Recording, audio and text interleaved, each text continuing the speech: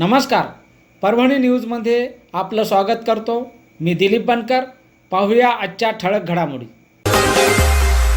परभणी दिनांक 1 मे 2026 महाराष्ट्र दिनानिमित्त परभणी जिल्हाधिकारी कार्यालयासमोर माणिक पांडुरंग ढाकरगे यांचे आमरण उपोषण. मौजे धर्मापूर्वी सर्वे नंबर 18/2 गट नंबर 38 मधील क्षेत्र 6 हेक्टर 89 आर पैकी प्रत्येकी 1 हेक्टर 70 आर वडिलोपार्जित मालक व ताबेदार असून तलाठी महाले मंडळ अधिकारी ज्योती आडागळे व भूमापक अनिल भुसारे यांनी 7/12 मालकी हक्कात बदल करणे, क्षेत्रकाळात बदल करणे, परत औरंगाबाद हायकोर्ट यांच्या चुकीचा अर्थ काढून महसूल न्यायालय दिलेला आदेश व परभणी जिल्हा न्यायालयाचा आदेश न वाचता शेतातील लाईट तोडणे, ग्रामीण पोलीस स्टेशन दिलेली नोटीस तिला दिलेले उत्तर व जिल्हा कार्यवाही नसून तात्काळ निलंबित करून माझा हक्क व माझ्या आधी 7/12 लावण्यात आला.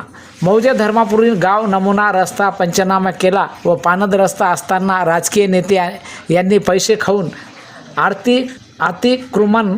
अतिक्रमण काढले नाही. माझा 7/12 व रस्त्याची नोंद असताना माझ्या गटात परत एक रस्ता टाकला. महसूल मंत्री यांची भेट घेतली असता त्यांनी शासन निर्णय दिला त्याचा फार्मर RD बंद करणार, शासन निर्णय आदेशाची अंमलबजावणी करणे हे न केल्यामुळे यांना निलंबित करणे माझा हक्क व अधिकार. माझा विद्युत पुरवठा बंद ठेवले असल्यामुळे शेतीला पीक जळून खाक झाले, त्याचा पंचनामा करण्यात आला. कृषी महाविद्यालय 30 वर्षाच्या भाडेपट्टा कक्ष अधिकारी मुंबई सन 2018 रद्द, तात्काळ शासनाने ताब्यात घ्यावा अशा विविध मागण्या सामाजिक कार्यकर्ते शेतमालक माणिक ढाकरगे यांचे 1 मे महाराष्ट्र दिनानिमित्त हे आमरण उपोषण लावले आहे. त्यांना न्याय मिळावा अशी त्यांची मागणी आहे. परभणी न्यूजच्या वतीने घेतलेला हा वृत्तांत.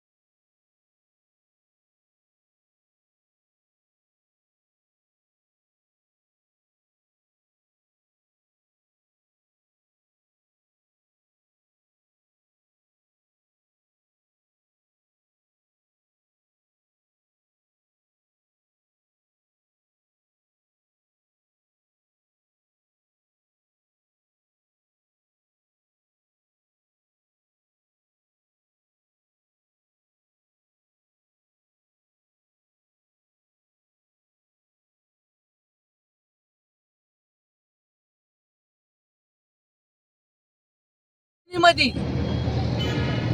जे जे तलाठ्याच्या अधिकारात नसताना इतर हक्क असो, सातबारावरील जमिनीच्या मालकीत असो, जे जे मंडळ अधिकारी आणि तलाठ्याने केले त्यांच्यावर तात्काळ निलंबाचा गुन्हा दाखल करून बंडतर्फ करून नवीन मंडळ अधिकाऱ्याच्या हस्ते माझं काम जे महसूल न्यायालय आणि जिल्हा न्यायालयाने दिलेले आदेश आहेत त्याची अंमलबजावणी तात्काळ करावी.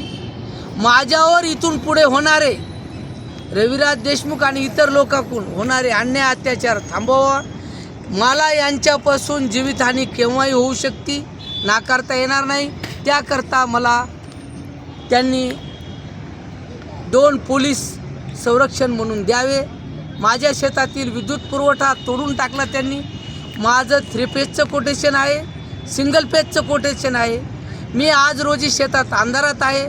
माझे उभं पीक ज्वारीचं जळून खाक झाले, त्याची तपासणी त्याची पंचनामा तात्काळ करावा. व ज्योती आडागळे मंडळ अधिकारी यांनी धर्मपुरी गाव नमुना नकाशावरील रस्ता एका राजकीय नेत्याला पंचनामा करून व त्यांच्याकडून अनामत रक्कम खाऊन तो रस्ता जिल्हाधिकारी, उपविभागीय अधिकारी, तहसीलदार यांनी पत्र देऊन सुद्धा मोकळा हस्तक करून दिला नाही.